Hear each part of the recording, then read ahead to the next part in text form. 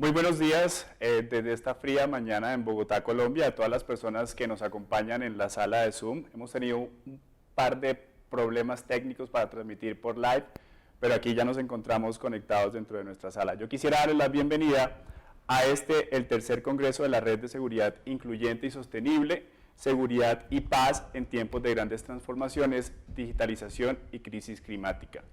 Un evento organizado por el Proyecto de Seguridad con sede en la oficina de la Fundación Friedrich Ebert en Colombia y en colaboración con la FES Argentina, además en alianza con el diario El Espectador. Vamos a estar transmitiendo en Facebook cuando resolvamos estos problemas técnicos que tenemos el día de hoy, pero pues aquí dentro de la sala de Zoom podemos dar inicio a lo que implica el Congreso. Mi nombre, pues quisiera presentarme, mi nombre es Isaac Morales y los estaré acompañando durante estos 4 días de este maravilloso Congreso. El Congreso de Seguridad Incluyente y Sostenible es un espacio de aprendizaje mutuo, discusión y deliberación progresista entre expertos y expertas políticos y políticas, activistas de América Latina y el mundo sobre los desafíos de la seguridad en nuestros tiempos. Desde una perspectiva crítica, este será un espacio para discutir cuáles son los límites entre las cuestiones que pertenecen y las que no pertenecen al campo de la seguridad y analizar las políticas orientadas a securitizar problemas sociales, así como los vínculos entre el uso no democrático y en ocasiones destructivo de la ciencia y la tecnología y la seguridad de la ciudadanía. Con el aporte de expertos y expertas se abordarán cuestiones relativas a la relación de la crisis climática con los conflictos sociales violentos, la macrourbanización, las migraciones y el crimen organizado. Asimismo, se tratarán los desafíos que presentan para la región la digitalización y las limitaciones que tiene hoy la gobernanza de la ciberseguridad. A quienes nos acompañan en nuestra sala de Zoom, que también ya están aquí conectados, quiero recordarles que contamos con traducción simultánea a inglés, a portugués y a alemán, activando el botón que se encuentra en la parte inferior de la aplicación de Zoom. También pueden hacernos llegar sus preguntas a través del chat de Zoom e participar a través del hashtag tercer, con 3 rayitas, que es como una I, Congreso FES Seguridad en las distintas redes sociales que ustedes utilicen. Para dar inicio a la maravillosa programación que tenemos preparada en este tercer Congreso de la Red de Seguridad Incluyente y Sostenible, quisiera darle la palabra a Cristina Birke Daniels, representante de la Friedrich Ebert Stiftung en Colombia y directora del Proyecto de Seguridad Incluyente y Sostenible de la FES. Cristina además ha sido directora de la Fundación Ebert en Marruecos y codirectora en la India. Cristina, muy buenos días. Muchísimas gracias, Isaac. Muy buenos días a todos y todas que nos siguen. Y nuestros distinguidos panelistas invitados, especialmente la ministra de Seguridad de Argentina, Sabina Frederick, el ministro de Gobierno de Bolivia, Carlos Eduardo de Castillo, y el viceministro de Relaciones Exteriores de Alemania, Nils Ahnen. Les doy una cordial bienvenida en nombre de Friedrich Ebert Stiftung y de la Red de Seguridad Incluyente y Sostenible. Me despido de nuevo por el retraso a ya nunca nos acostumbramos en tiempos de virtualidad, pero se nos pasa. En el Congreso del año pasado dije que era lamentable que seguimos en el espacio virtual y que ojalá este tercer Congreso pudiese ser presencial. Hubiese querido saludarles en Bogotá o Buenos Aires en directo. Tengo mucha esperanza que de pronto será posible de nuevo. Pero esta vez no nos ha sido posible. La región y sobre todo Argentina y Colombia, países anfitriones de este Congreso, siguen fuertemente golpeados por la incidencia alta del virus COVID. En Colombia, además, enfrentamos en estos días una situación compleja que nos preocupa muchísimo en Friedrich Ebert Stiftung por las víctimas y las implicaciones para los derechos humanos. Esperamos que se encuentre un cese a la violencia de todo tipo lo antes posible y que se abra una verdadera vía de diálogo para encontrar resoluciones al conflicto con resultados muy concretos muy pronto. Vivimos en tiempos difíciles. pero no solo en estos países y no solo en la región, sino en otras partes del mundo donde el cruce entre desigualdad, pobreza, falta de sistemas apropiados de salud pública y autoritarismo están haciendo estragos, por ejemplo en la India. Este tercer congreso se realiza en un momento internacional, regional, nacional más desafiante y complejo en muchas décadas y con consecuencias todavía impredecibles. Estamos ante una crisis multidimensional de política democrática a escala global que erige varios desafíos y nos encontramos además ante dos grandes cambios de época, el cambio climático y la digitalización. Estos cambios los enfrentamos en tiempos de escasa representatividad de la política y mucha deslegitimidad de las instituciones políticas. Millones de personas viven la falta de inclusión política y la falta de sostenibilidad de nuestro sistema socioeconómico frente a los desafíos planetarios. Las respuestas son muchas veces iliberales, autoritarias o totalitarias, pero también vemos numerosos procesos de movilización social que exigen más democracia, más igualdad, interculturalidad y sostenibilidad. Estos desarrollos tienen diversos vasos comunicantes con nuestras cuestiones de seguridad. Algunos son obvios, otros son indirectos. La vinculación entre seguridad y crisis ambiental, seguridad y digitalización y la gobernanza del ciberespacio. Cada vínculo crea espacios y cada espacio supone una disputa de poder político. Necesitamos entender las dimensiones complejas de los fenómenos tecnológicos, económicos, políticos. Necesitamos análisis e información para entender y actuar políticamente, especialmente cuando se generan o se pueden generar impactos negativos, como es la relación entre modelos extractivos de la naturaleza y su impacto sobre las personas. El objetivo de este Congreso es identificar cuestiones claves dentro de una perspectiva general para aprender y elaborar y aplicar conocimientos y políticas en América Latina. Asimismo, queremos discutir cómo evitar de cuestiones como el medio ambiente y la regulación del ciberespacio no sean incluidas, definidas e instrumentalizadas desde la perspectiva de seguridad tradicional militarista. En el terreno de la paz y de la seguridad nos encontramos ante un crecimiento de números de conflictos, especialmente no convencionales, diferentes de la definición habitual de una guerra. A la vez es una etapa posiblemente prolongada de crisis de multilateralismo, con ascenso de nuevos poderes de alcance global y realineamientos regionales. A la vez, las instituciones multilaterales que se crearon después de la Segunda Guerra Mundial no están a la altura de las circunstancias. En América Latina y el Caribe en particular, el multilateralismo regional se encuentra muy debilitado. La región es la más desigual del mundo y sufre crisis migratorias múltiples, horizontales y verticales hacia el norte, sin que la mayor parte de los gobiernos discutan cómo ocuparse de ellas. Hay también un incremento de la militarización de la política y del militarismo. Se reemplaza la política democrática por la política de fuerza. Esto tiene un impacto directo sobre los derechos humanos. El crimen organizado controla regiones y parte de ciudades y sus circuitos y canales se expanden, cooptando ciudadanos, economías y aparatos del Estado. Violencia, crisis ambiental, autoritarismo, migraciones, entre otros factores, se combinan creando un escenario que necesita respuestas no convencionales. Frente a este complejo escenario, Friedrich Ebert Stiftung ha puesto en marcha nuestra red, un espacio de opiniones, de deliberaciones progresistas sobre estos temas de seguridad.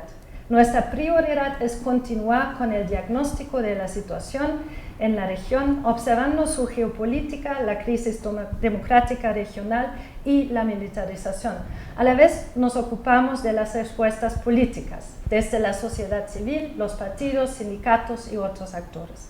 Creemos que es viendo conjuntamente los problemas y que es posible avanzar en la construcción de una paz que vaya más allá de la concepción tradicional de seguridad. Queremos contribuir a construir una seguridad que corresponda a las instituciones democráticas y que respete los derechos humanos, pero que también será incluyente, teniendo en cuenta la diversidad de los pueblos de la región. Necesitamos una seguridad transversalizada desde la perspectiva de género y sostenible desde la perspectiva de medio ambiente. Deseamos que este Congreso sea una contribución para las reflexiones sobre estas y otras cuestiones que atañen a América Latina y el Caribe en contexto global. Muchas gracias ahora y quisiera dar la bienvenida a mi querida colega doctora Svenja Blanke, directora de la Fundación Friedrich Ebert en Argentina y de la revista Nueva Sociedad, que antes ha sido responsable de diferentes proyectos en América Latina y directora del Departamento de América Latina y Caribe en Berlín. Svenja, ahora tienes la palabra para la bienvenida desde nuestro país invitado. Muchas gracias. Muchísimas gracias, Cristina. Sí, también desde Argentina, desde la Fundación en Buenos Aires, les quiero dar a ustedes ahí afuera, en el espacio de nuestro público y también a nuestras y nuestros panelistas de hoy, una muy cordial bienvenida a este congreso. La ventaja de la virtualidad es que podemos encontrarnos de forma global y continental, de manera más rápida y masiva, más económico también, y considerando que volamos menos, también es mejor para el medio ambiente. Pero una desventaja es que se pierde el contacto directo. Si hubiéramos hecho el congreso de forma presencial, lo hubiéramos organizado acá en Buenos Aires.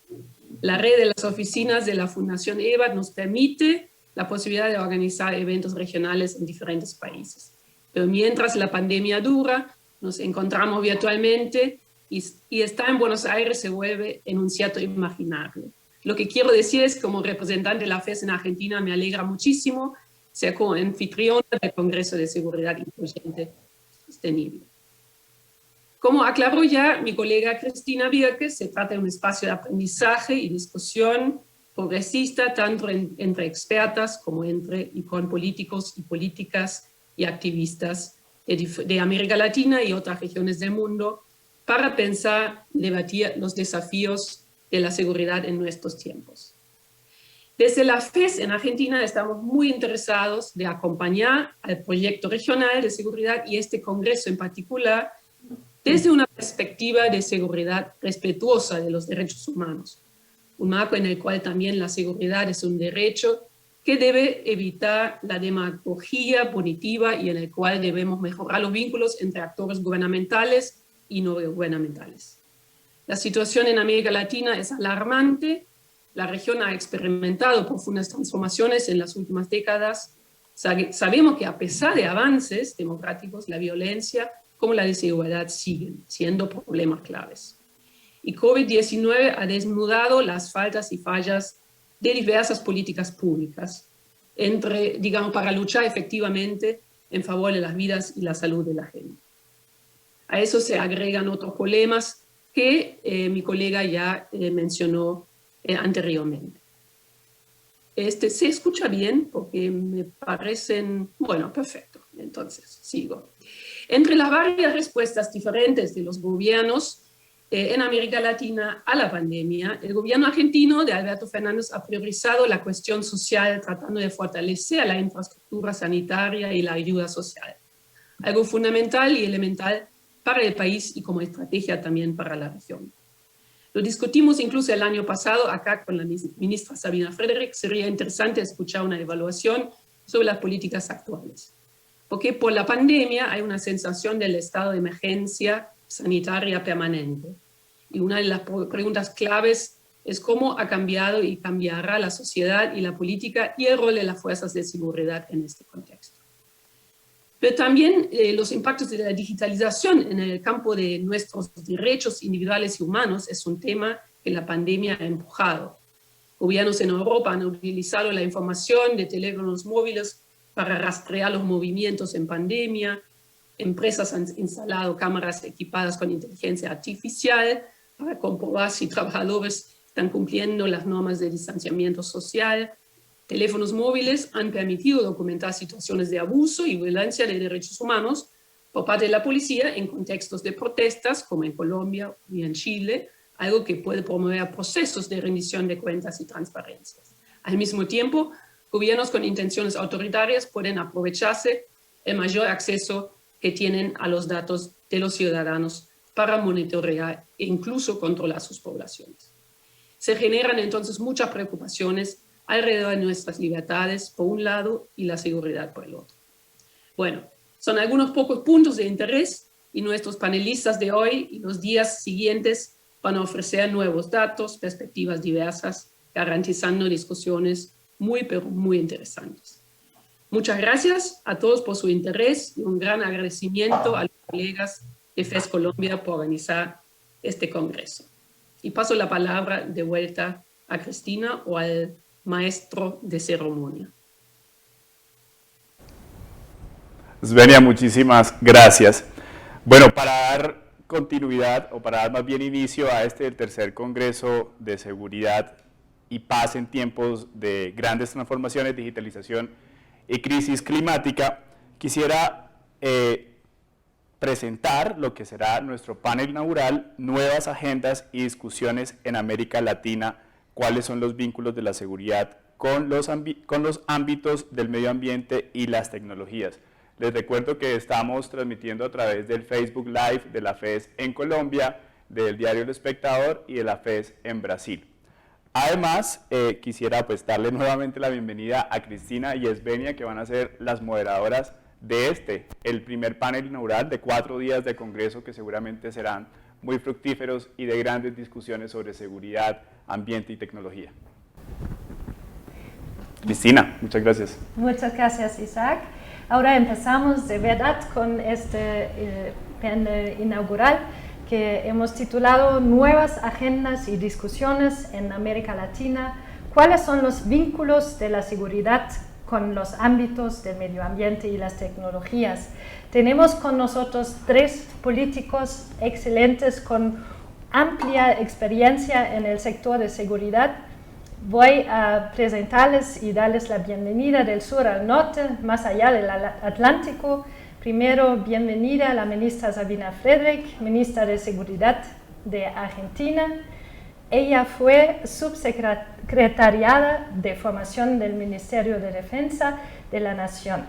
Tiene una larga trayectoria en el abordaje y el análisis de las fuerzas de seguridad y políticas públicas y además es destacable por su rol académico. Es licenciada en Antropología y especialista en Políticas Sociales por la Universidad de Buenos Aires y doctora en Antropología Social por la Universidad de Utrecht en Holanda. Asimismo, es profesora titular de la Universidad Nacional de Quilmes y investigadora independiente del CONICET, y también ha estado acompañándonos en el último congreso. Estamos muy contentos que está con nosotros otra vez. Muy bienvenida, ministra. También nos acompaña hoy Carlos Eduardo del Castillo, ministro del Gobierno de Bolivia. Es abogado de profesión, es licenciado en Ciencias Jurídicas de la Universidad Gabriel René Moreno. Además, tiene una maestría con mención honorífica en Derecho Tributario y Financiero por la Escuela Superior de Leyes. Actualmente es candidato a doctor en Derecho Constitucional por la Universidad Mayor de San Andrés. Muy bienvenido, ministro. El ministro también tiene una muy amplia trayectoria profesional en la función pública boliviana. Muy bienvenido. Y llegamos a Alemania con la participación de Nils Annen, viceministro de Relaciones Exteriores de Alemania. Ha sido ministro de Estado en la Oficina Federal de Relaciones Exteriores. Sus responsabilidades regionales incluyen las regiones transatlánticas, el Oriente Medio y Norte de África, Asia y América Latina. Nils promueve un papel más fuerte de Alemania en la diplomacia internacional y también ha estado con nosotros virtualmente por vídeo en el último, y estamos muy contentos que esta vez en vivo. Muy bienvenida. Por la primera ronda de preguntas vamos a dinamizar otra vez un poco el escenario y paso a Svenia para que nos introduzca. Y no más introducciones, por supuesto. Vamos a hacer 3 a 4 preguntas a nuestros panelistas en vez de tener 3 intervenciones como 3 bloques.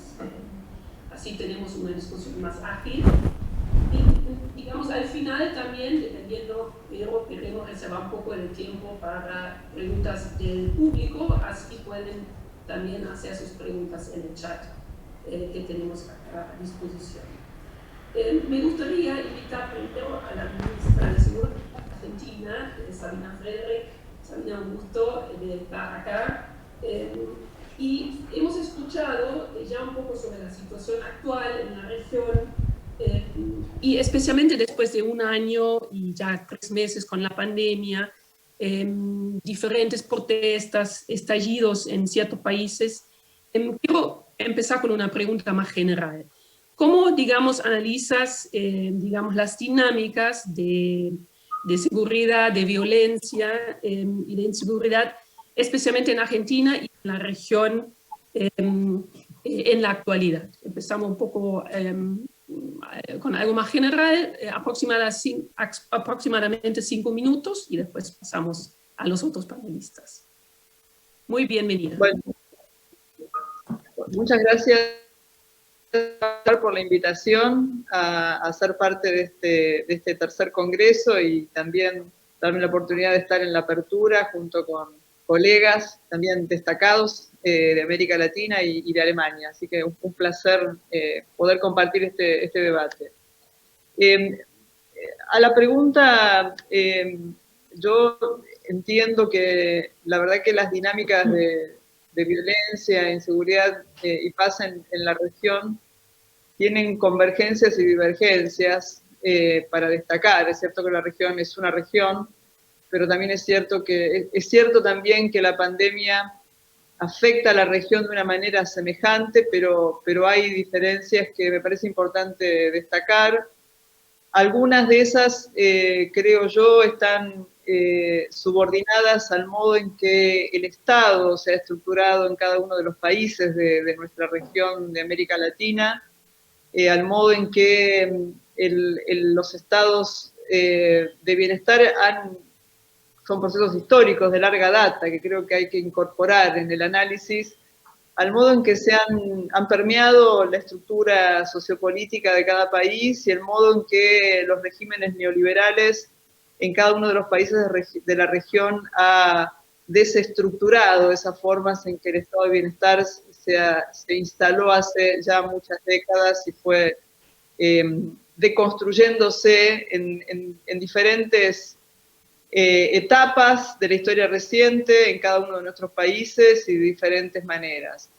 La Argentina viene de unos, para hablar de mi país, que es el que más conozco, por supuesto, viene de varias décadas de desestructuración de su estado de bienestar. El golpe más certero fue durante los años 90, los gobiernos de los presidentes y la presidenta Néstor y Cristina Fernández de Kirchner han intentado recomponer algo de ese Estado que protege y cuida a la ciudadanía, por supuesto con ya una estructura económica muy, muy alterada por la década anterior. Y el momento que nosotros atravesamos con el actual presidente Alberto Fernández, gobierno que yo integro, tiene entre su lineamiento más general retomar esta idea de un Estado que cuida. En la pandemia, eso lo conversamos el año pasado, se ve y se sigue viendo de una manera muy clara, el Estado que cuida, el Estado que protege. Hay una frase acá en este gobierno del presidente Alberto Fernández que es el Estado presente, y eso ha marcado no solo el abordaje de la pandemia durante el año pasado y lo que va de este año, sino que también ha marcado el modo en que el gobierno nacional, los gobiernos provinciales y locales, pero con el impulso que le da el gobierno nacional, han afrontado distintos tipos de conflictividades.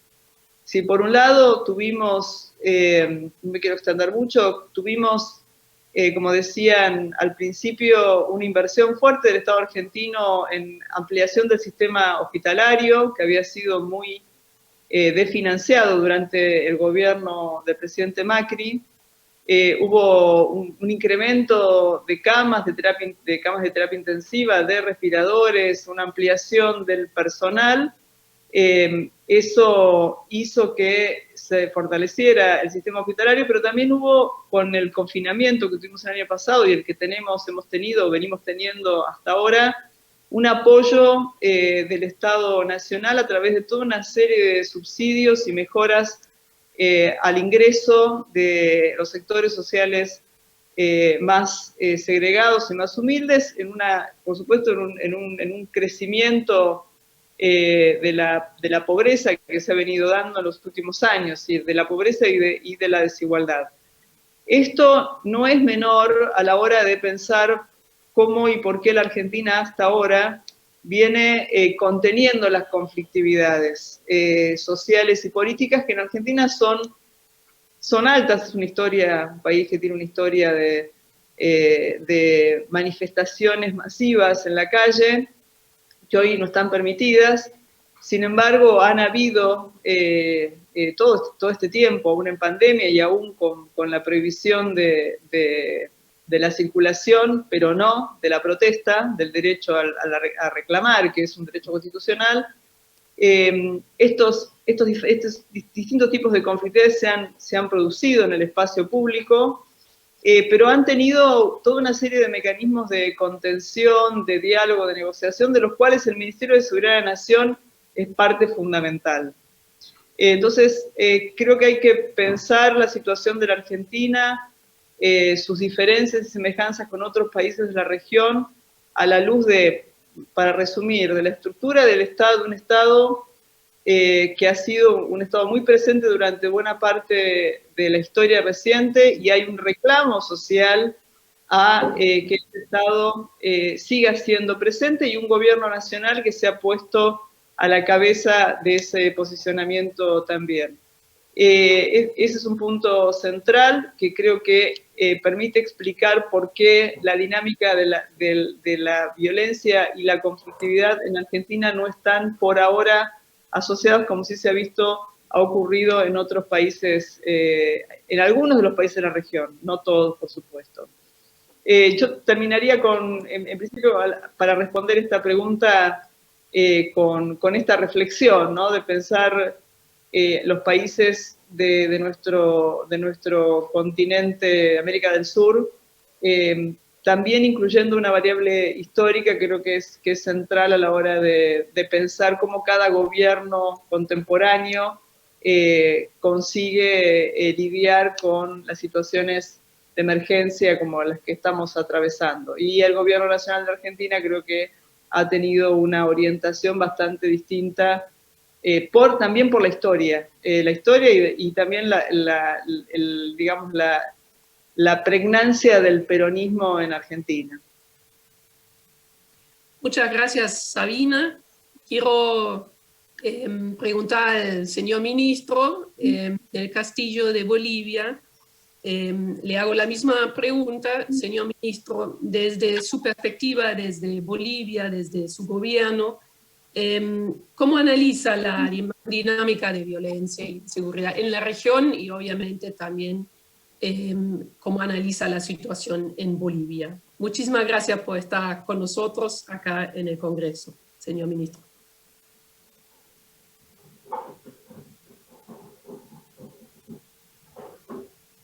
Si puede, por favor, digamos, está todavía apagado el micrófono, si lo puede encender. Gracias. Ahora sí, muy buenos días a todas y todos los presentes. Saludar a Cristina, a Svenja, a todo el equipo de la FES, a Sabina, nuestra ministra de Seguridad de la Argentina, y a Nils Annen, nuestro viceministro de Relaciones Exteriores en Alemania, y evidentemente saludar a todas las personas que están siguiendo este foro. Respecto a la pregunta, podemos manifestar que todo el tema de seguridad, de violencia o inseguridad como tal, o paz en Bolivia y en toda la región ha cambiado bastante a raíz de la COVID-19. Esto en atención a que existen medidas de restricción por un lado, y por otro lado que muchas de las personas con el objetivo de cuidarse han evitado de alguna manera o adquiriendo conciencia evitar salir de sus respectivos hogares. Así también se ha podido observar un bajo número de denuncias en nuestro país por una serie de delitos, principalmente vinculados a accidentes de tránsito, delitos contra la propiedad o incluso los delitos de violencia de género en nuestro país. Si bien es cierto, las dos primeras presentan bajas de restricciones únicamente debido a las restricciones, como ya cité, la violencia de género no es que haya bajado en nuestro país. Estos tipos penales, ya sean violencia física, psicológica, sexual, patrimonial, mediática en contra de nuestras mujeres, nuestros niños, nuestras niñas en Bolivia, no ha bajado. Lo que sí ha bajado es el índice de denuncias por la imposibilidad que tenían las personas de trasladarse a ciertos lugares para presentar las denuncias correspondientes, y esto en atención a las medidas de restricción que se emplearon en su momento. Pero además hay otros elementos que son vinculantes o necesarios o inherentes al Estado boliviano. Podemos manifestar que los encierros que se debieron dentro de los hogares y la mayoría de los delitos que se cometen dentro de los hogares, hemos calculado que estos delitos en realidad no habrían disminuido, sino que se habrían incrementado en nuestra sociedad. Hemos visto que la tasa ha subido de manera muy notoria, sin embargo no así las denuncias, y esto por los elementos que acabo de señalar con antelación. A pesar de esto, en Bolivia las cifras de feminicidios permanecen relativamente constantes si comparamos los periodos similares de los últimos años. Si bien es cierto, no tenemos a ciencia cierta la cantidad o cómo han ido evolucionando los datos de violencia en nuestro país, porque no tenemos las herramientas para poder recibir las denuncias correspondientes. Algo que no se puede ocultar es un cadáver, y menos de una mujer o una persona que haya sufrido el feminicidio. Y es por tanto que básicamente se estarían repitiendo las cifras de los últimos 4 años en nuestro país, y es algo lamentable que debo comunicar. Respecto al caso del narcotráfico en nuestro país, Bolivia ha vivido un momento muy importante porque en noviembre de la gestión 2019 ha existido un quebrantamiento del mandato legalmente establecido. Estamos hablando de que en Bolivia existió un golpe de Estado y ha asumido de manera ilegítima, de manera inconstitucional, una persona que el día de hoy se encuentra detenida en una de las cárceles de Bolivia. Y esto ha demostrado de que se ha utilizado la pandemia, el COVID, la sensación de miedo en nuestro país para, de alguna manera, generar una protección al narcotráfico en nuestro país y básicamente al crimen transnacional en general. Hemos visto que también en Estados Unidos ha sido detenido el pasado 21 el exministro de gobierno del gobierno de facto de la señora Yanine Áñez por lavar dinero producto del narcotráfico y la corrupción que habían sido beneficiados en la gestión 2019, en noviembre y diciembre, y gran parte de la gestión 2020. Eso ha tenido también una gran implicancia en la erradicación de los cultivos de coca en nuestro país. En Bolivia tenemos un modelo de desarrollo integral de la hoja de coca y tenemos una superficie delimitada donde permitimos la producción de la hoja de coca como tal, que va destinada al consumo humano. Estos son 22.000 hectáreas. Y teníamos una cifra similar en Bolivia en la gestión 2019, cuando aún gozábamos de democracia. Teníamos 23.000 hectáreas cultivadas de hoja de coca, y durante 11 meses se dejó de erradicar la hoja de coca en nuestro país. Exactamente 178 días durante el gobierno de facto. Esto ha permitido de que las expansiones de los cultivos de coca crezcan de manera considerable, casi llegando a las 30.000 hectáreas. Nosotros teníamos un promedio anual con el gobierno democráticamente electo de erradicar alrededor de 8.000, 9.000 hectáreas cada año, y durante el gobierno de facto, utilizando la excusa de la pandemia, no se erradicaron por casi el 40% de la gestión anterior. Y solamente en este año hemos iniciado la erradicación de la hoja de coca y casi ya hemos superado todo el trabajo realizado durante 11 meses. Asimismo, hemos encontrado en nuestro país una gran cantidad de megalaboratorios en parques nacionales, en reservas forestales, porque se había generado unos hechos lamentables de corrupción y protección al narcotráfico, donde existían peces gordos buscados por países vecinos de la región, entre ellos Brasil, y generaron una serie de astucias jurídicas para evitar la extradición de estos peces gordos del narcotráfico. Aprovecharon también la pandemia para enviar un jet el 2020 al país vecino de México, que fue encontrado con más de 1 tonelada de cocaína, y básicamente entre los otros elementos habíamos visto que se ha desmantelado a la policía boliviana. Generaron contratos lesivos al Estado, evitando de que nuestras aeronaves, nuestros helicópteros que luchan contra el narcotráfico en nuestro país puedan despegar, puedan salir de tierra y puedan trasladarse a los parques nacionales, y esto imposibilitaba a nuestras fuerzas del orden trasladarse a estos lugares a realizar las inspecciones correspondientes, y por tanto se empezaron a crear laboratorios o megalaboratorios de cristalización de cocaína en nuestro país. Por suerte y de acuerdo a las políticas de gobierno que hemos implementado, se ha recuperado la democracia en nuestro país, lo que ha permitido tener una mejor política en la lucha contra la pandemia y recuperar el modelo soberano que teníamos desarrollado por bolivianos en la lucha contra el narcotráfico en nuestro país. Y es por eso que estamos superando de manera notable aquí en la gestión 2021 la incautación de droga que era de alguna manera permitida o promovida durante el anterior gobierno, y utilizaban el miedo de la gente de salir a contagiarse con el COVID o encarcelarlos o iniciarles procesos o una serie de cuestiones, y mientras las tenían a la gente en la casa, de alguna manera permitían de que se cometan estas atrocidades. Esto es lo que se nos ha obligado, esta herencia del golpe de Estado ha implicado que tengamos que redoblar los esfuerzos en la lucha contra el narcotráfico, en la protección de nuestras mujeres.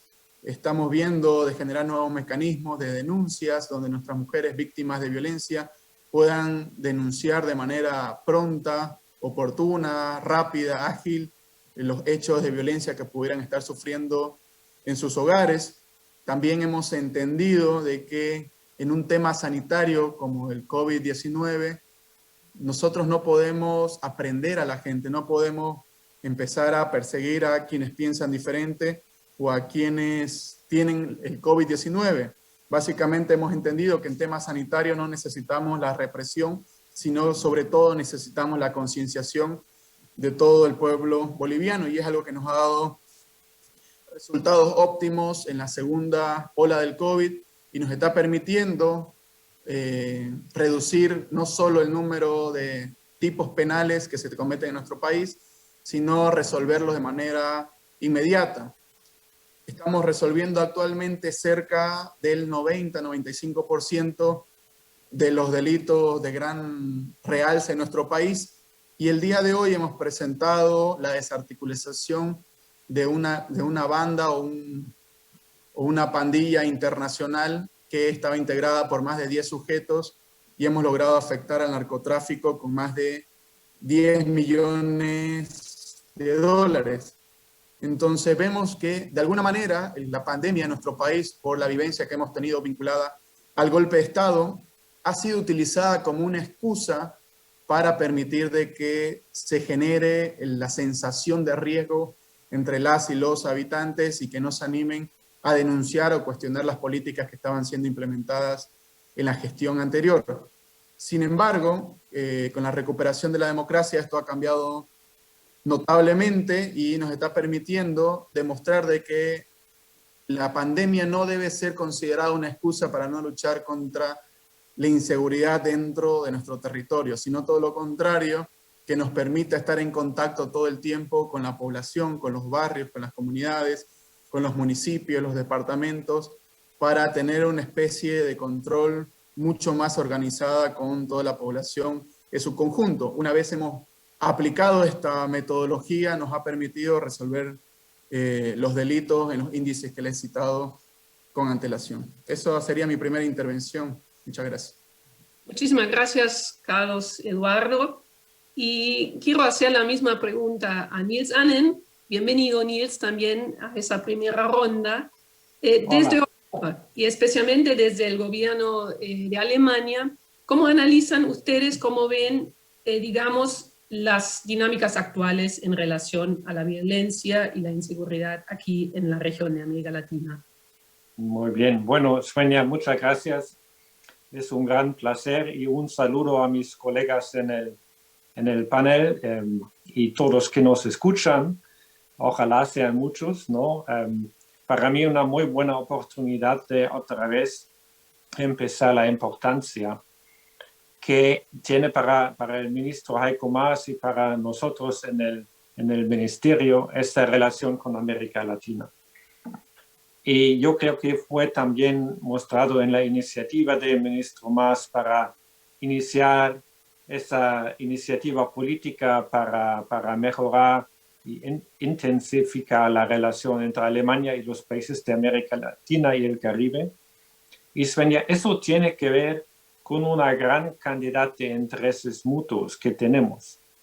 Y bueno, podríamos hablar de muchas cosas del trabajo conjunto para Naciones Unidas fuertes, organizaciones regionales de las Naciones Unidas, la protección del orden multilateral, de la biodiversidad, de la cooperación, y el ministro lo mencionó, en términos de la salud pública y todo eso, ¿no?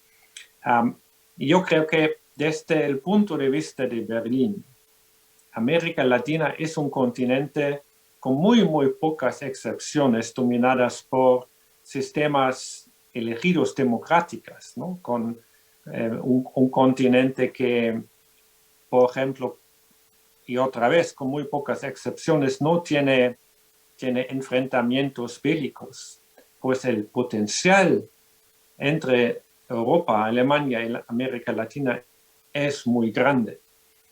Y hoy estamos hablando de un aspecto que nos preocupa, porque existe una gran cantidad de oportunidades y estamos decididos de mejorar la relación bilateral y gozar de esta oportunidad. Pero sin duda ninguna, la alta tasa de la violencia, de la criminalidad, nos preocupa como amigos de los países, no solamente de Argentina y Bolivia, sino es un fenómeno lamentablemente que se puede encontrar casi en todo el continente.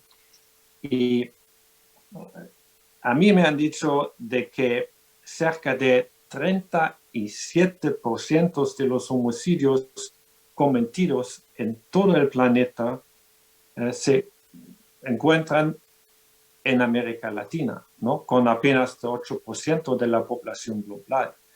Bueno, eso indica de que existe un problema para la gobernabilidad y nosotros, lo digo con toda la franqueza, nosotros tenemos un interés de que los países de la región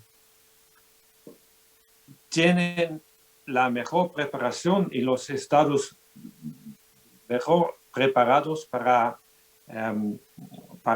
estos desafíos globales que existen hoy. Y también tenemos un interés como europeos y también como gobierno alemán de que los líderes políticos democráticamente elegidos gocen de la mejor legitimidad. Y también un país rico, desarrollado como Alemania, conoce esta experiencia de que cuando la población no se siente seguro, cuando problemas de delincuencia están dominando la agenda del debate público, eso sí tiene un efecto, ¿verdad?, a la legitimidad del sistema político y también hasta los líderes individuales que tienen esta responsabilidad. Y mis colegas aquí en el panel mencionaron algunos temas que no solamente afectan a América Latina, ¿no? Eduardo estaba hablando del uso de drogas y de la cocaína y todo eso. Bueno, yo siempre estaba muy escéptico hacia un discurso europeo que tiene la tendencia de reducir la relación nuestra a la lucha contra la droga, ¿no? Yo creo que eso no es suficiente, pero por supuesto tiene un impacto a la relación. Pero en términos más generales, Svenja, yo creo que si este fenómeno continúa, y eso es lo que yo, como amigo de la región, estoy observando con preocupación. Si este fenómeno no se va a interrumpir y no se va a buscar soluciones, los gobiernos de la región se van a encontrar en una posición de dedicar una gran parte de su atención y de los recursos a este fenómeno, que no se pueden dedicar a otros temas que yo creo que son importantes para la estabilidad de la región, pero también son importantes en términos de una cooperación multilateral. Por eso, yo creo que está muy bien la idea de adresar este tema por parte de la Fundación y todos los amigos que nos escuchan, porque nosotros tenemos confianza, ¿no?, en las democracias de América Latina y la capacidad de adresar el tema. Y yo creo que lo que va a ser muy importante es incluir todos los afectados en ese discurso.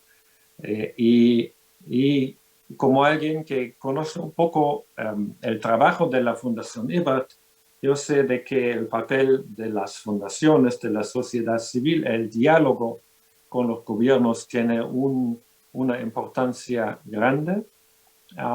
Y por eso estoy también muy satisfecho por el hecho de que tenemos una representación tan alta por parte de gobiernos muy importantes y gobiernos que son buenos amigos de Alemania. Lo voy a terminar aquí y otra vez gracias por incluirme en este panel. Muchas gracias, Niels. Ya tenemos varias preguntas del público que vamos a atender más adelante en la discusión. Cristina, adelante. Muchas gracias. Muchas gracias a nuestros panelistas y a Svenja. Ahora creo que ya subrayábamos la importancia de los temas y de la implicación de los políticos y estados en ellos. Ahora quisiera entrar en uno de nuestros dos grandes temas que vamos a trabajar durante el Congreso, que es el medio ambiente. Y tiene mucho que ver también con la actualidad, porque desde el principio de la pandemia parecía que el origen del virus era entre esta conexión cada vez más estrecha entre la naturaleza y nuestra vida humana, y que eso haya contribuido a su surgimiento. Ahora también tenemos teorías contundentes, pero los pandemiólogos nos advierten que debido al cambio climático hay posibilidades de nuevos desafíos parecidos a la bioseguridad, y creo que podemos constatar que el cambio climático hace tiempo dejó de ser un problema medioambiental en sí mismo, ¿no? Muchos políticos, tomadores de decisión en el ámbito de la política exterior y de defensa reclaman que hay un impacto global del cambio climático y que la degradación del medio ambiente y la explotación de los recursos naturales desempeña un papel importante en el curso de los conflictos, ¿no? Quisiera ponerles a nuestro panel ahora la pregunta si ustedes ven enfoques para eso en la agenda de la política de seguridad en Europa o en América Latina. ¿Perciben una relación entre estos fenómenos vinculados con la crisis climática y la degradación del medio ambiente con los asuntos de seguridad? Para hacerlo aún más dinámico, le doy al panel abiertamente la pregunta. ¿A quién quiere responderle primero o seguimos el orden como la última vez. Si no, seguimos otra vez con la ministra Sabina Frederick, por favor.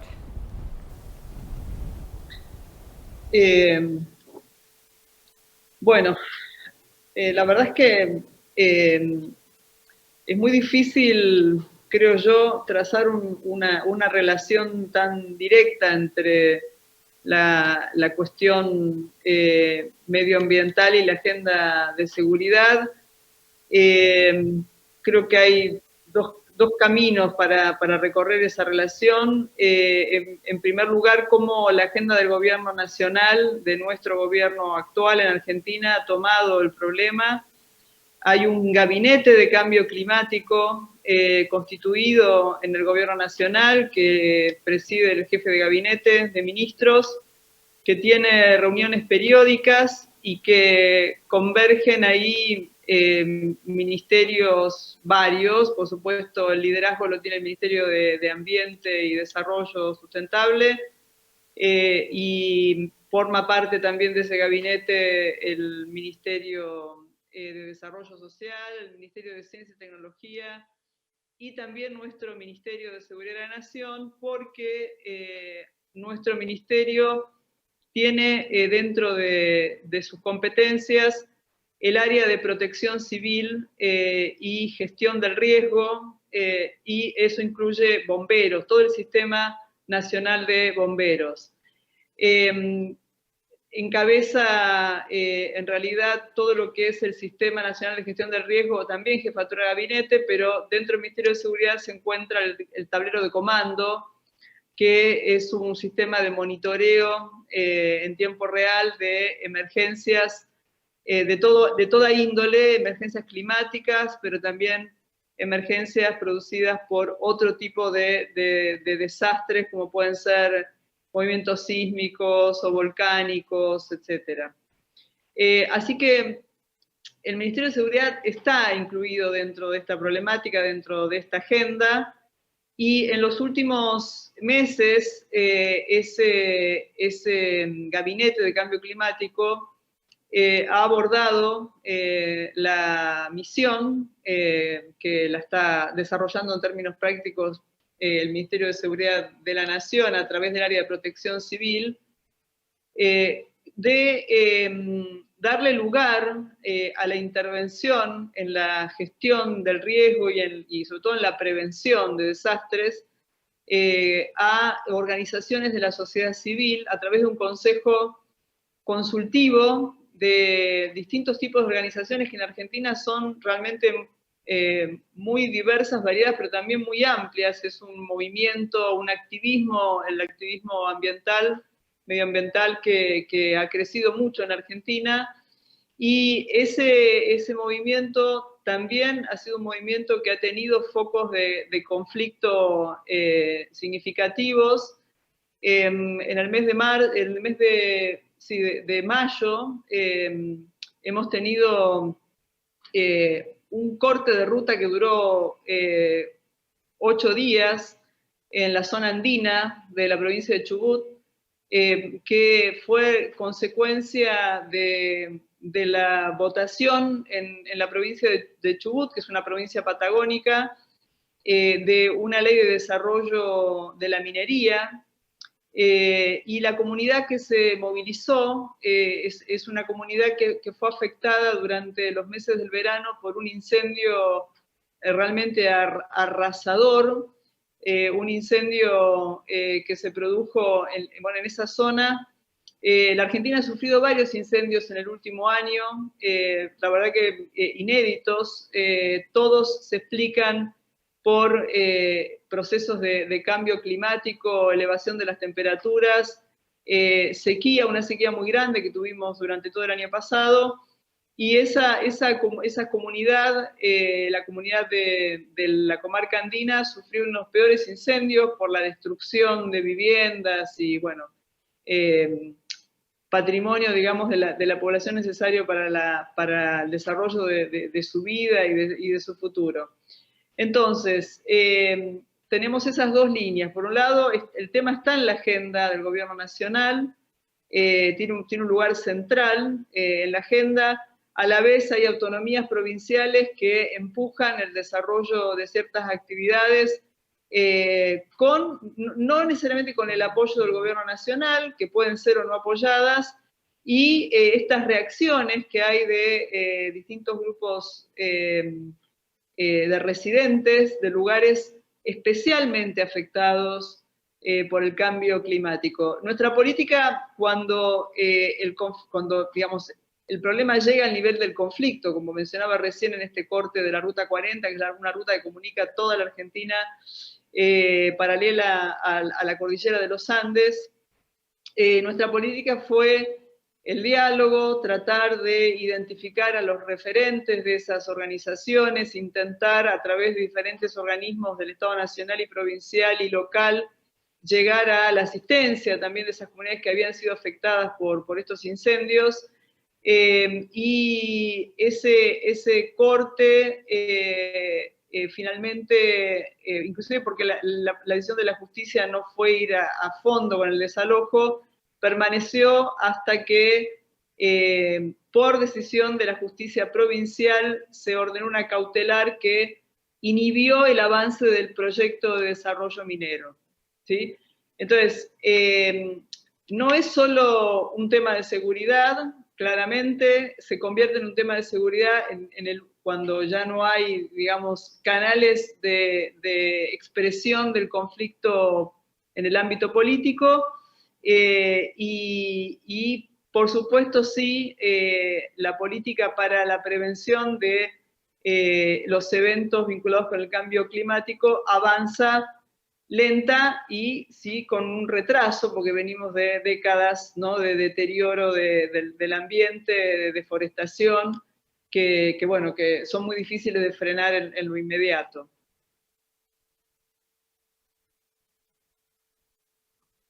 Del Castillo, ¿cómo sería esta pregunta desde la perspectiva boliviana?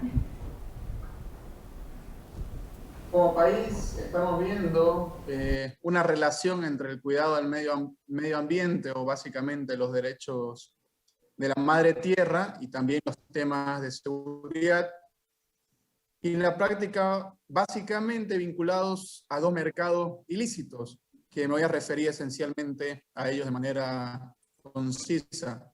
El tema de la minería ilegal y el tema del narcotráfico en sí mismo. Como ustedes saben, Bolivia, por la espacialidad o la georreferenciación en la que se encuentra, se convierte en un país tránsito de drogas hacia Europa, Estados Unidos, Asia, entre otros. Entonces, utilizan mercados o la droga proveniente del Perú, la transitan hacia Bolivia y salen hacia el océano para dirigirlo a los países, a los territorios citados con antelación. Entonces, en relación al narcotráfico, hemos visto que en los últimos años los encargados de refinar esta pasta base de cocaína que tratan de introducirla en nuestro territorio nacional, la refinan a través de precursores químicos, y luego la trasladan a terceros países. Cuando empiezan a refinar la pasta base de cocaína proveniente del Perú en nuestro territorio nacional, han empezado ya no utilizar propiedades privadas que luego se empiezan a confiscar en favor del Estado y se monetizan para la lucha contra el narcotráfico, sino que han empezado a utilizar parques nacionales como el Timnis, que es un territorio indígena, y un parque nacional Isiboro Sécure. Hace un par de días hemos encontrado en otra reserva forestal, el Parque Nacional Noel Kempff Mercado. En fin, hemos encontrado 5 megalaboratorios las últimas semanas, y claramente esto tiene un impacto notable al medio ambiente, debido a que el armado de estos laboratorios significa en la mayoría, muchas veces, la presencia del ser humano. No solamente esto ya es una afectación como tal, sino que ingresan con maquinaria, y como empiezan a refinar o cristalizar la cocaína, empieza a introducirse sustancias químicas para su producción. Estamos hablando de una gran cantidad de elementos químicos. Y esto se debe también, y esto genera un gran daño al medio ambiente, a nuestra madre tierra. Por tanto, empieza a amplificarse desde el momento en que los laboratorios son descubiertos. ¿Qué quiere decir esto? no solamente ya existe una afectación al medio ambiente con la presencia humana en estas reservas forestales, tampoco es solamente ya un daño el ingreso de las maquinarias y los precursores químicos, sino que cuando ya ingresamos a destruir estos laboratorios o en algún caso alguna fábrica, cuando ya son descubiertos por la policía antinarcóticos, vemos que la única manera de empezar a destruir estos laboratorios, afectar patrimonialmente al narcotráfico y poder recuperar nuestros bosques o nuestros parques nacionales, es incinerando el lugar, destruyendo estos ambientes. Y lo rutinario, lo que empezamos a realizar en nuestro país por las precarias alternativas de accesos a estos lugares que no podemos trasladar todos los elementos de un lugar hacia otro, lo que generamos es una incineración. Y esto evidentemente genera un daño cuantiosas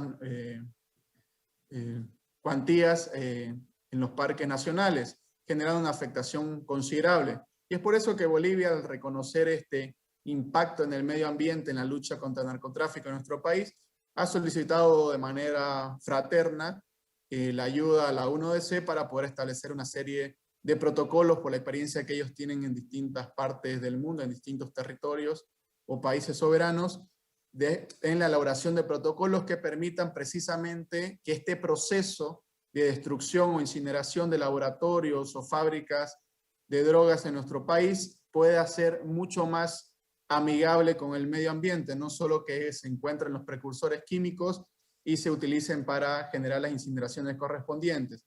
Por tanto, estamos elaborando un protocolo y empezándolo a adoptar en nuestro territorio nacional para generar un menor daño a nuestra madre tierra. Básicamente, esto lo estamos haciendo ya en varias reservas o parques forestales que tenemos en Bolivia, en la Amazonía, en los valles o en cualquier parte de Bolivia, siempre evitando dañar al medio ambiente. Sabemos que no lo logramos al 100%, pero por lo menos ya somos conscientes de la problemática y estamos tomando acciones al respecto.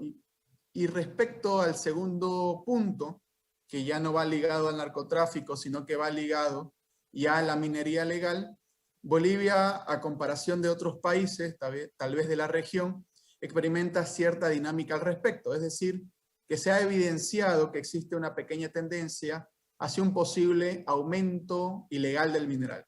Claramente esto afecta de manera notable al medio ambiente y a nuestra madre tierra, debido a que también en los parques nacionales y en algunos casos que estamos en investigación existe la minería ilegal, indiscriminada, sin seguir ningún tipo de protocolo y que evite la destrucción de nuestra madre tierra.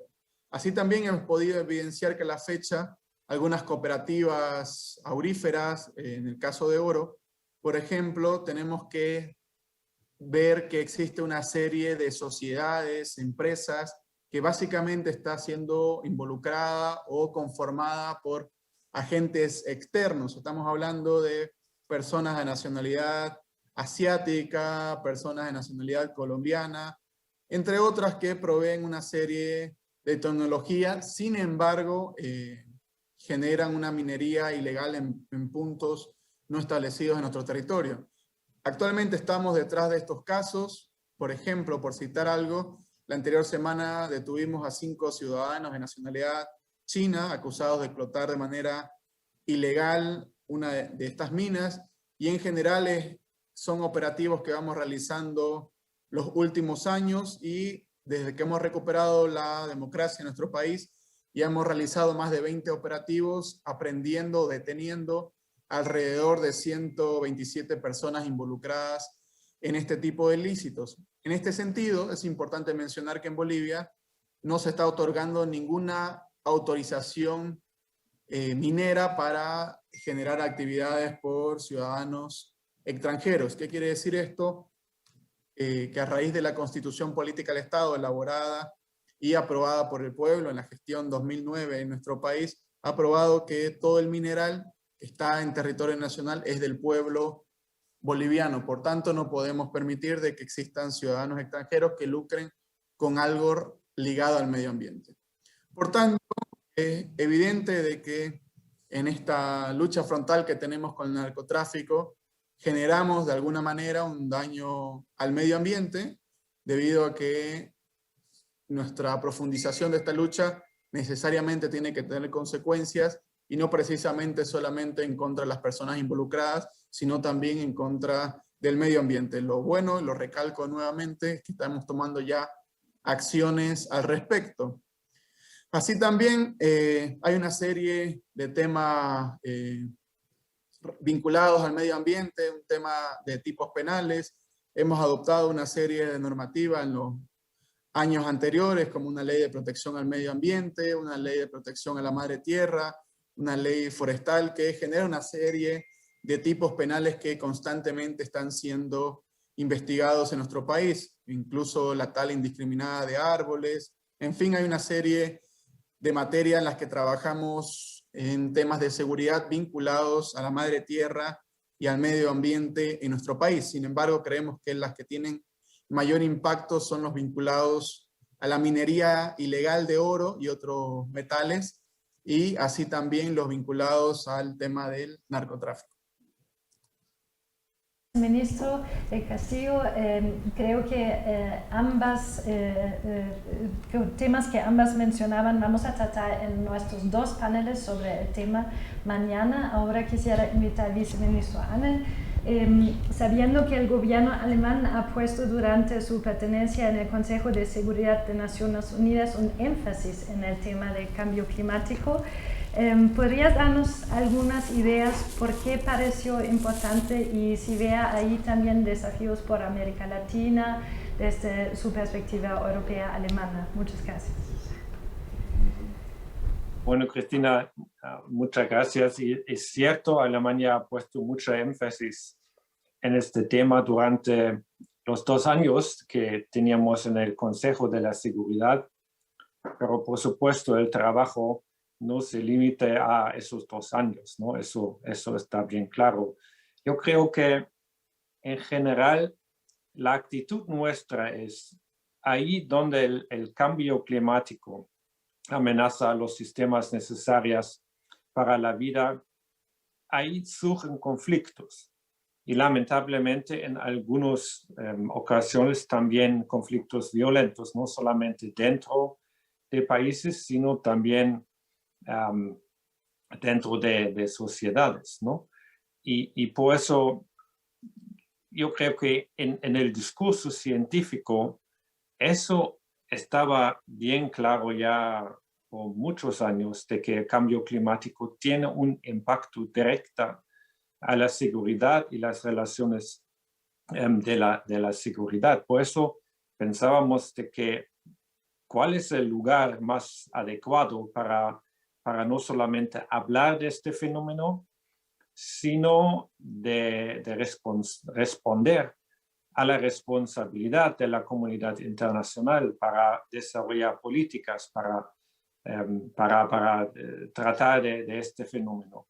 Y francamente, Cristina, Alemania preparó una resolución para el Consejo de la ONU, del Consejo de la Seguridad, pero por la actitud del entonces gobierno de Estados Unidos, del señor Trump, pero también de algunas otras fuerzas políticas que hasta hoy en día están negando el impacto y la seriedad del cambio climático, no fuimos capaces de pasar esta resolución. Al otro lado, lo positivo es de que nosotros hemos recibido una gran cantidad de reacciones, en particularmente por países que se están confrontando por precisamente estos fenómenos que yo estaba explicando. Y Alemania también fue, bueno, yo creo que exitoso en dar un impulso para crear un grupo de amigos de estados que están trabajando basada en esta filosofía. Por eso yo creo que va a ser y sigue siendo importante de incluir los estados de América Latina y el Caribe en este discurso. Yo creo que todos los países se ven afectados por este fenómeno. Algunos con una urgencia, si yo estoy pensando en los fenómenos climáticos, particularmente en el Caribe, la costa caribeña también de América Central, los movimientos políticos y migratorios que yo creo que tienen una bien clara correspondencia con ese fenómeno. Por eso, sí, en esos 2 años en el Consejo fue muy duro, porque teníamos algunos países que usaron su peso político para evitar de que este debate se realiza. Pero al otro lado, yo creo que ahora con el nuevo gobierno en Estados Unidos ya tenemos, ya hemos establecido un muy estrecho contacto, por ejemplo, con John Kerry y su equipo. Y por eso yo lo veo con un poco más optimismo que, bueno, ha sido el caso ya hasta hace 1 año.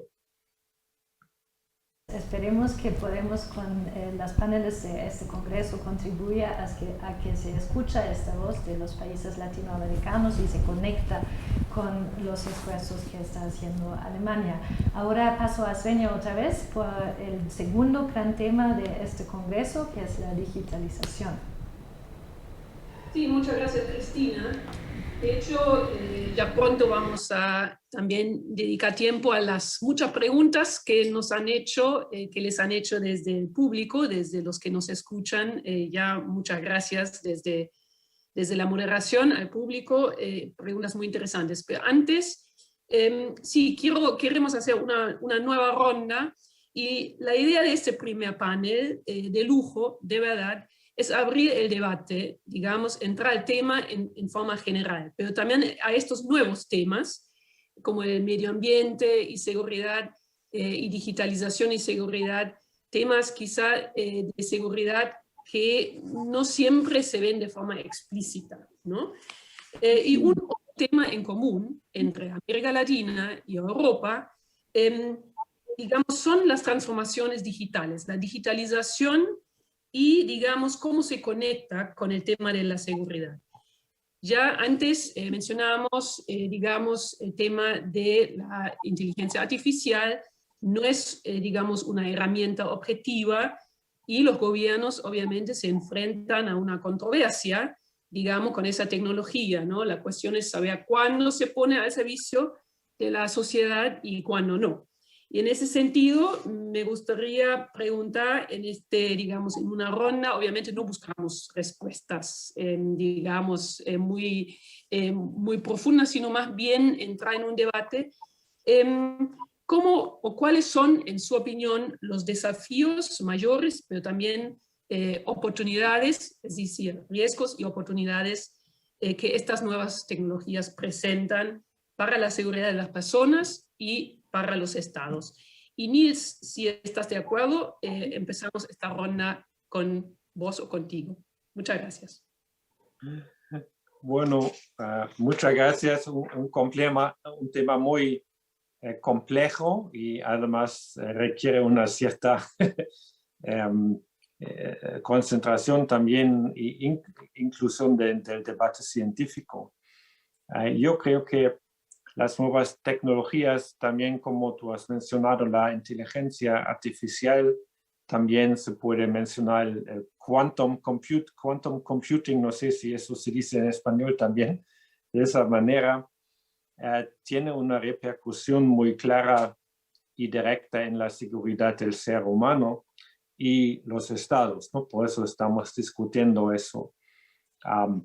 Sin duda ninguna, estas tecnologías ofrecen una gran variedad de oportunidades. Yo creo que todos nosotros estamos usando los teléfonos móviles, ¿no? Y también gozando de cierto progreso en la tecnología. Pero estamos convencidos de que el uso de estas tecnologías también tiene sus límites. Y por eso la Unión Europea, la Comisión de la Unión Europea, a un lado hace una iniciativa para invertir en estas tecnologías ¿no? Francamente, también para no dejar todo este desarrollo a Estados Unidos o la China, es también una pregunta de competitividad para nosotros. A la vez está claro de que, y eso también para el gobierno alemán tiene importancia, el ser humano tiene que estar en el centro de la toma de decisiones y del control por esa tecnología. Y programas para reconocimiento facial, por ejemplo, pueden ser usados de una manera muy restringida y el control, ¿no?, de las instituciones democráticas tiene que ser garantizado. Para Alemania, Svenja, yo voy a ponerlo un poco más breve, porque yo creo que sería importante dejar un poco de espacio para las preguntas de nuestros amigos que nos escuchan aquí. Pero para Alemania está claro que las nuevas tecnologías tienen que basarse en valores éticos y dentro de nuestro sistema jurídico. Y eso es la base para la toma de decisión de nuestro gobierno, pero también para los debates dentro de la Unión Europea. Y yo creo que la Unión Europea, que representa un mercado muy importante, tiene un papel en el debate que se desarrolla no solamente en Europa, sino de una manera global. Gracias. Gracias, Nils. Y pregunto a Sabina, en Argentina, digamos, ¿cómo se ve el tema? ¿Cómo se analiza ya? Obviamente, en forma muy breve, Sabina. Muchas gracias.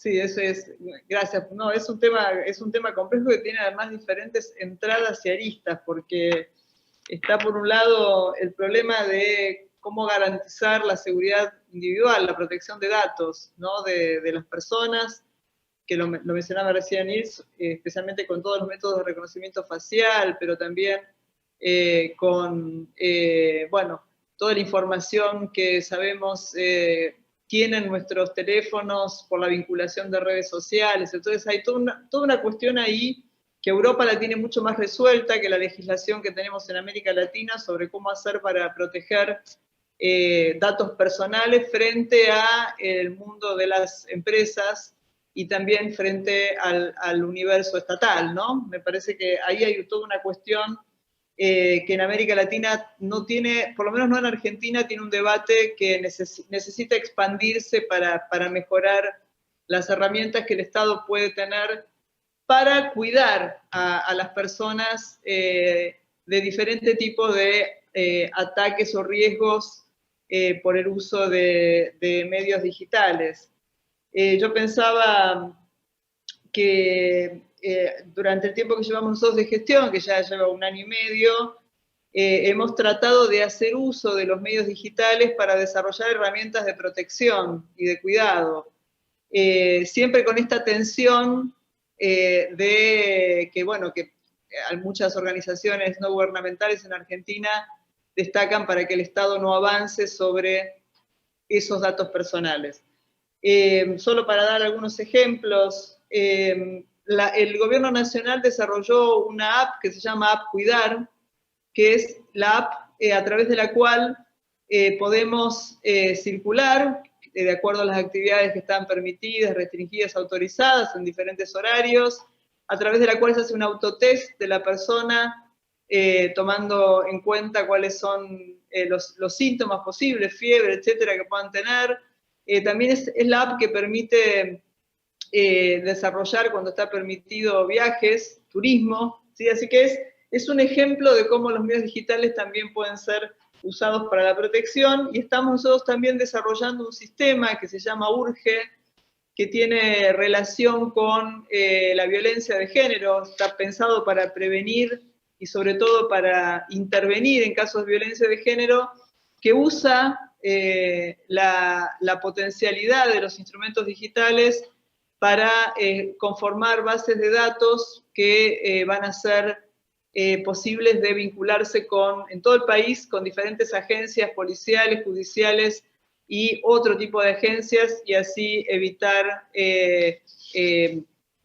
casos, digamos, de violencia letal contra las mujeres. Es decir, que las nuevas tecnologías creo que tienen siempre una doble cara, ya sabemos, ¿no? Son herramientas que pueden ser usadas para dañar tanto como para proteger. Me parece que la clave es traer de Europa algunos debates que están mucho más avanzados, especialmente sobre lo que tiene que ver con la protección, insisto, de datos personales, la injerencia posible del Estado y sobre todo del mercado privado. Muchas gracias, Sabina. Y señor ministro del Castillo, por favor, adelante. Benja, muchas gracias. Yo comparto ambas visiones, al igual que nuestra ministra de la Argentina.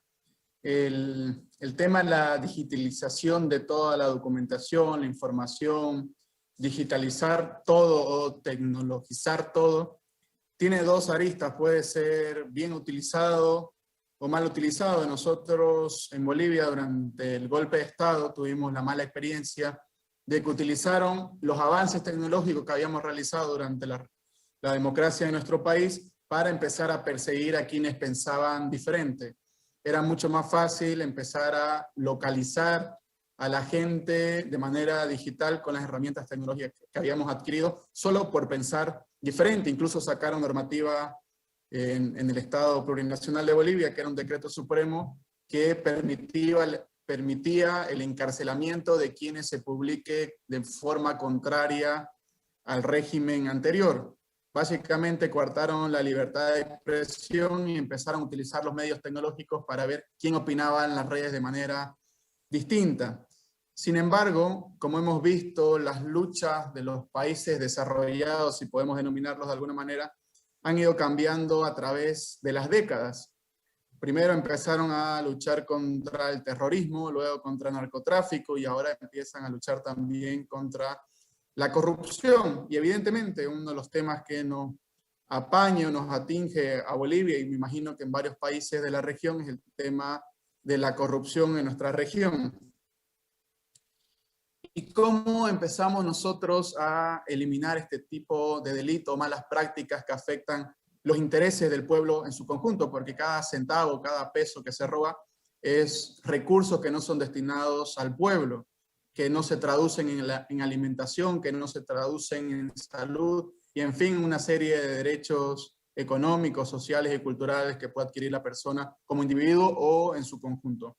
Y por eso creemos que sí o sí, como Estado boliviano, debemos apostar en la digitalización y la tecnologización de nuestro aparato, de nuestro sistema, de nuestro gobierno, porque mientras más rápido realicemos los trámites, menos oportunidades de corrupción generamos en algunas entidades del Estado. Entonces, vemos que generar tecnologías para luchar contra la corrupción es algo eficiente, algo que tenemos pendiente, que lo estamos desarrollando. Actualmente en Bolivia hemos aprobado una normativa que genere toda la interoperabilidad de todos los sistemas judiciales.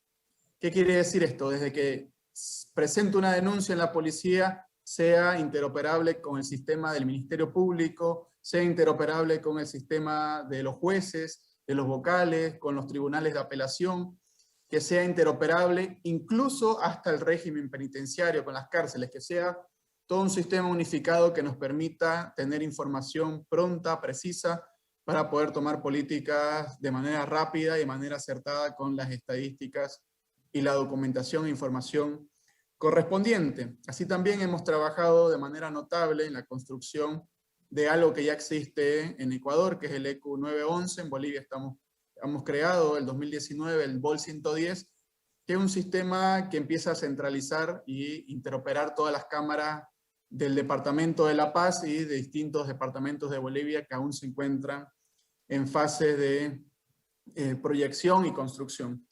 Otros los elementos que nos preocupa y que estamos empezando a trabajar, ya habíamos publicado una ley hace un par de años, que es la ley del software libre, pero necesitamos que este software libre de alguna manera empiece a generar una capacidad de respeto a la soberanía, a los derechos civiles de las personas como tal, con la protección de los datos. Hay bastantes temas y pese a la experiencia del golpe de Estado que han utilizado la tecnología en nuestro país para perseguir a quienes pensaban distinto. Estamos apostando a continuar con la tecnologización de todo el aparato gubernamental para coadyuvar en la eliminación de otros tipos penales. Por ejemplo, también otra de las prácticas corruptas que existía en nuestro país era que se direccionaban las compras de algunos bienes o servicios a distintas empresas. Por tanto, hemos aprobado una aplicación hace un par de semanas que establece la subasta pública, donde todo el mundo en tiempo real puede ver qué el Estado está ofreciendo, qué está necesitando o qué quiere adquirir para que la gente pueda tener una información en tiempo real. Creemos que la digitalización de algunos servicios, de algunos sistemas, coadyuvan en una serie de elementos. Básicamente eso es Benja y a todos y todas. Muchísimas gracias, Carlos Eduardo. Y digamos, concluimos acá con las rondas de preguntas oficiales y tenemos realmente muchas preguntas muy interesantes, algunas dirigidas directamente a una persona del panel, otras más generales. Cristina, ¿quieres leer la primera pregunta? La sería para Nils Annen. ¿Alemania tiene una política propia independiente para América Latina o tiene que consensuarla con los otros países de la Unión Europea? Bueno, tenemos una política propia porque somos un país soberano, pero yo creo que la pregunta es si Alemania está en coordinación con los demás países de la Unión Europea. Y la respuesta es bien clara, por supuesto, estamos en muy estrecha cooperación. Alemania es uno de los países europeos que tiene representación diplomática en casi todos los países del continente. Y por eso esta red nos ofrece una gran oportunidad, ¿no? de establecer relaciones bilaterales, pero también de tener una idea de lo que está pasando en general en el continente. Y quiero decir de que en muchos países también tenemos representaciones de las fundaciones políticas, ¿no? La EBAR, pero los otros corrientes políticos también tienen su propia fundación. Y Alemania, yo creo que siempre ha tenido una muy amistosa relación con algunos países. Tenemos una larga historia, ¿no? Por ejemplo, en el proceso, la negociación que llegó al proceso de la paz en Colombia, Alemania ofreció los buenos oficios y fue mencionado también en este acuerdo. Por eso, eso siempre ha sido una muy estrecha relación con los dos países que están representados aquí en el panel. Yo creo que puedo también decir de que siempre hemos tenido una muy vieja, amistosa relación, ambos con Bolivia, pero también con Argentina. Uno de los presidentes que yo creo que antes del lockdown por el COVID-19, que visitó a la canciller Merkel, fue el mismo presidente de la República Argentina. Yo estaba presente en la reunión. Por eso sí, Alemania tiene su propia política, pero la iniciativa que yo mencioné en el comienzo para América Latina y el Caribe es una iniciativa que se coordina discúlpame, con la Unión Europea, y la relación que tiene España, ¿no? Por la historia, por el idioma, la cultura, con América Latina también nos ofrece una gran oportunidad. Por eso yo creo que particularmente con los españoles, con los portugueses, estamos en muy estrecha cooperación. Muchísimas gracias, Nils. Viene una pregunta dirigida a la ministra Sabina Frederick en relación a la situación de violencia de género en Argentina, también causado por la pandemia, como el ministro Carlos Eduardo lo mencionó. Sabina, la pregunta es, ¿cómo es la situación actual en relación a la violencia de género en la Argentina?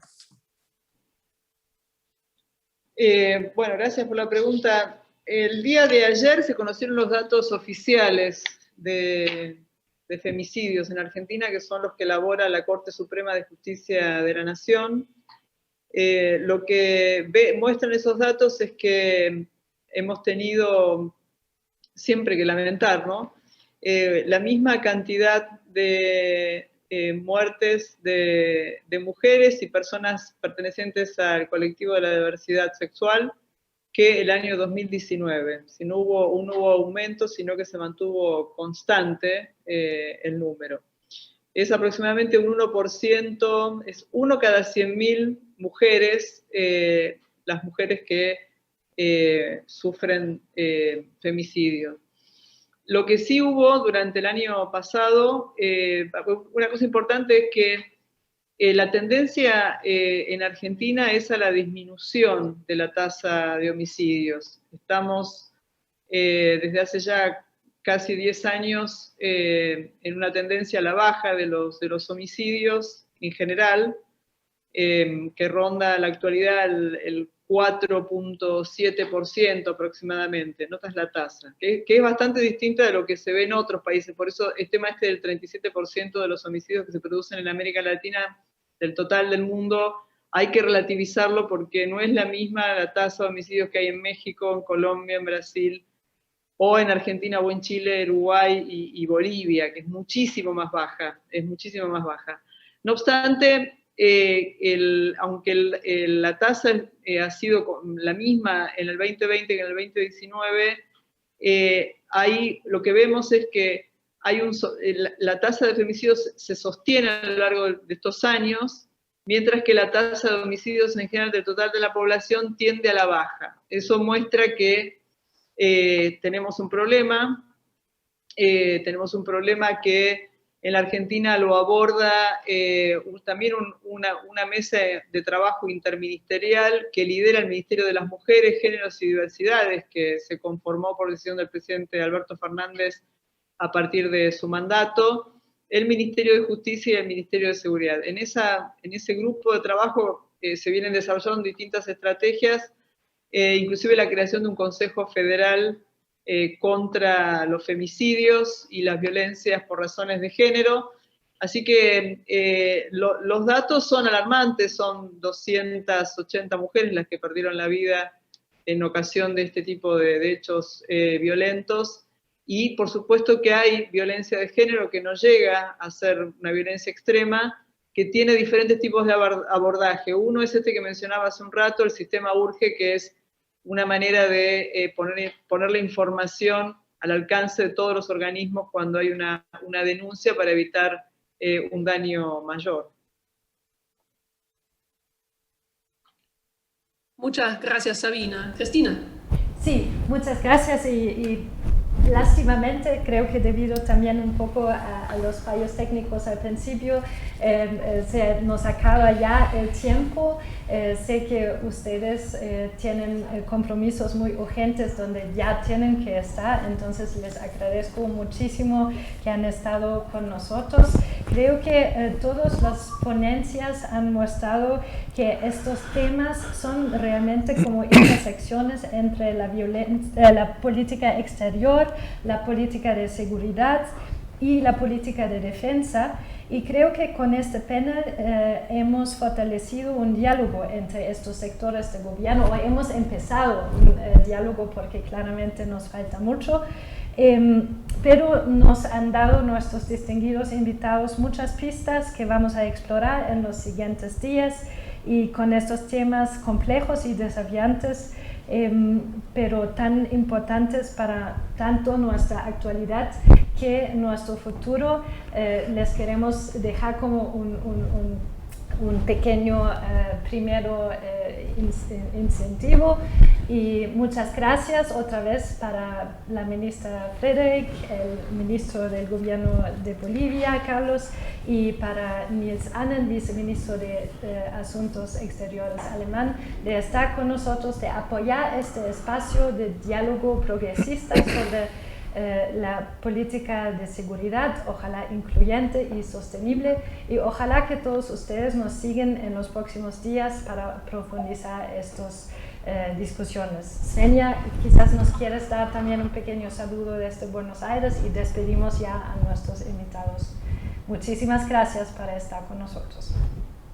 Sí, muchas gracias. Algo muy breve al público nuestro, que todas sus preguntas que hicieron no se van a perder, sino durante los próximos paneles las pueden hacer de vuelta o las vamos a, digamos, repreguntar como moderadores y moderadoras, eso como una información para el público, porque vamos a seguir el día de hoy a las 2 en Colombia, a las 4 acá en Argentina.